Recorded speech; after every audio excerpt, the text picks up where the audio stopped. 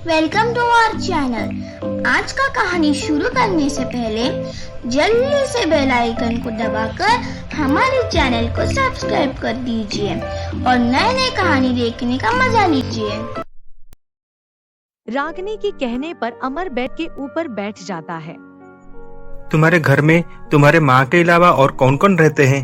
हमारे घर में मैं और मेरी माँ ही सिर्फ रहते हैं। जब मैं 8 साल की थी तब मेरी पापा की रोड एक्सीडेंट में देहांत हो गया था। बड़ी मुश्किल से मेरी माँ मुझे पाल पोस कर बड़ा किए है। रागिनी, क्या तुम अभी तुम्हारे माँ को बुला सकती हो? मुझे उनसे कुछ बात करनी है।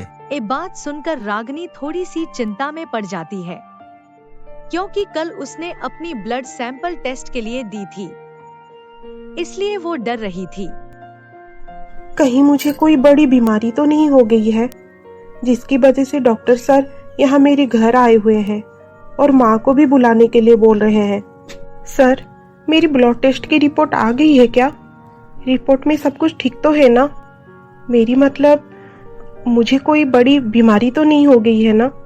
अरे ऐसी कोई बात नहीं है रागिनी, ब्लड टेस्ट की रिपोर्ट अभी तक नहीं आई है, इसलिए डरो मत। अगर सब कुछ ठीक है तो आप यहाँ क्यों आए हैं सर, और मेरी माँ को क्यों बुलाना चाहते हैं?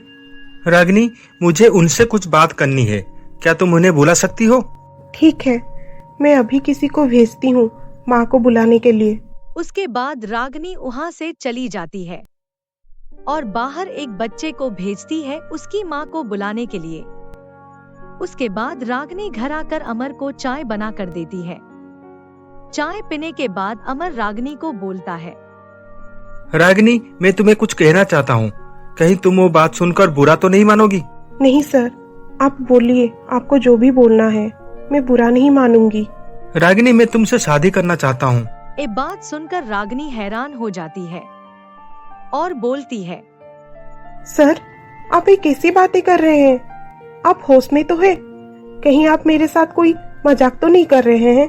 रागिनी, मैं तुम्हारे साथ कोई मजाक नहीं कर रहा हूँ, मैं पूरे होश में हूँ। मैं जब से तुमको हॉस्पिटल में पहली बार देखा हूँ तब से मेरा दिलो दिमाग में बस तुम ही तुम हो।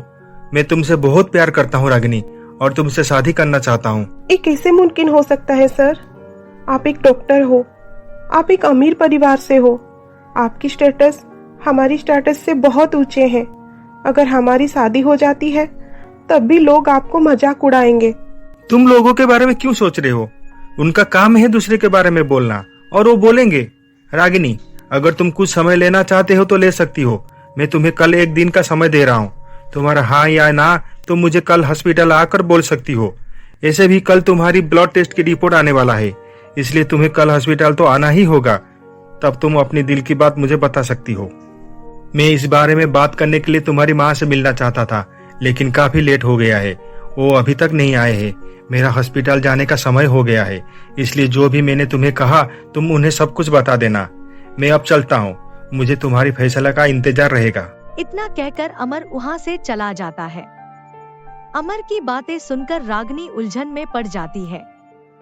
तब रागिनी की माँ घर पहुँचती है और बोलती है, रागिनी, डॉक्टर सर आए थे ना? कहाँ गए? वो हमारे घर क्यों आए थे और मुझे क्यों ढूंढ रहे थे? और तू इतनी चुपचाप और गुमसुम सी क्यों बैठी है बेटा? अपनी माँ की बातें सुनकर रागिनी उन्हें सब कुछ बोलती है। रागिनी की बातें सुनकर उसकी माँ हैरान हो जाती है। ये तू क्या कह रही है रागिनी? अमर सर इतने बड़े घर के लड़के होकर और एक डॉक्टर होकर तुझसे शादी करना चाहते हैं?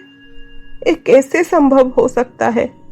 इतनी बड़े घर में रिश्ता जोड़ने के लिए हमारा इतना हैसियत नहीं है बेटा, और ना ही मेरे पास इतना पैसा है कि मैं तुझे दहेज में कुछ दे पाऊं।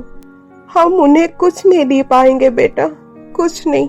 ये बात सोच सोच कर रागिनी और उसकी माँ को रात भर नींद नहीं आती है। सुबह उठकर वो दोनों फैसला करते हैं और हॉस्पिटल जाने के लिए निकल पड़ते हैं।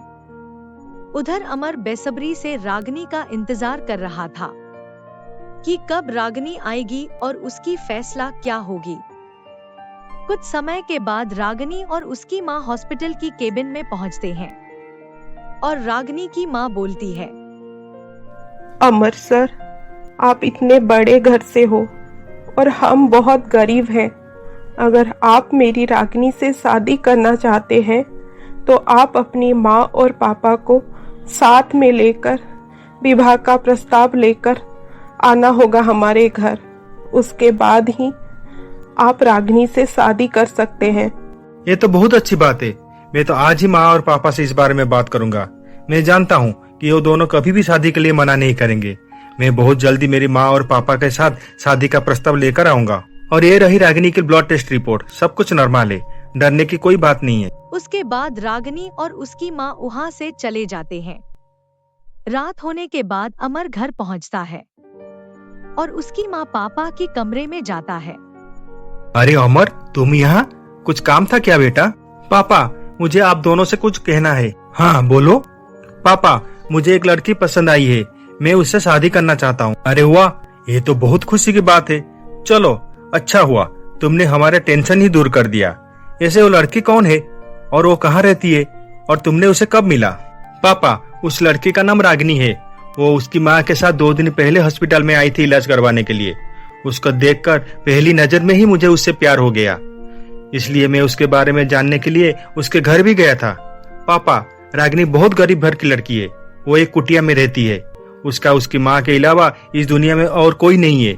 जब मैं शादी के बारे में उसके माँ से बात की तो उन्होंने कहा कि जब मैं आप दोनों को लेकर उनके घर में शादी का प्रस्ताव लेकर आऊंगा तभी जाकर वो रागिनी और मेरे शादी के लिए हाँ करेंगे। इसलिए आप दोनों को मेरे साथ उनके घर शादी का प्रस्ताव लेकर जाना होगा। ये बात सुनकर सुमित्रा बोली, अमर, तू उस लड़की को भूल जा। उसके साथ तेरी शादी कभी नहीं हो सकती, क्योंकि वो लड़की तेरी लायक ही नहीं है और ना ही इस घर की बहू बनने के लिए योग्य है। इसलिए मैं इस रिश्ते के लिए राजी नहीं हूँ। वो लड़की मेरी घर की बहू कभी नहीं बन सकती। माँ, मैं रागिनी को बहुत प्यार करता हूँ। वो मेरी ड्रीम गर्ल है। अगर मैं शादी करूंगा तो रागिनी से ही करूंगा, वरना किसी से नहीं करूंगा। अमर, तू तो नाराज हो गया बेटा। अगर तू उस लड़की से शादी करना चाहता है तो कर सकता है। ये आप क्या कह रहे हैं? किसी को भी सड़क से उठाकर अपनी घर की बहू बनाना चाहते हैं? अमर तो नादान है, लेकिन आप तो समझदार हैं। आप इसे समझाना चाहिए, लेकिन आप उसकी साइड ले रहे हैं। सुमित्रा, मैं किसका साइड नहीं ले रहा हूँ। वो लड़की हमारे अमर की पसंद है और मुझे अमर की पसंद पर भरोसा है। और रही उसकी गरीबी का, शादी के बाद तो हमारी घर की बहू बन जाएगी, तो वो गरीब कहाँ रहेगी? तब तो वो इंडस्ट्रियलिस्ट आलोक चौधरी की बहू बन जाएगी। इसलिए सुमित्रा, तुम इस रिश्ते के लिए हाँ कर दो और अमर की खुशी के लिए रागिनी को अपनी घर की बहू बनाने के लिए स्वीकृति दे दो। मैं अमर और रागिनी के रिश्ते के लिए कभी हाँ नहीं कर सकती। अगर आप मेरी इच्छा के विरुद्ध जाकर इन दोनों की शादी कराना चाहते हैं तो आप करा सकते हैं, लेकिन उसमें मेरी स्वीकृति नहीं रहेगी। ऐसे कहकर सुमित्रा वहाँ से चली जाती है। अब आगे क्या होने वाला है, जानने के लिए देखिए हमारा अगला एपिसोड।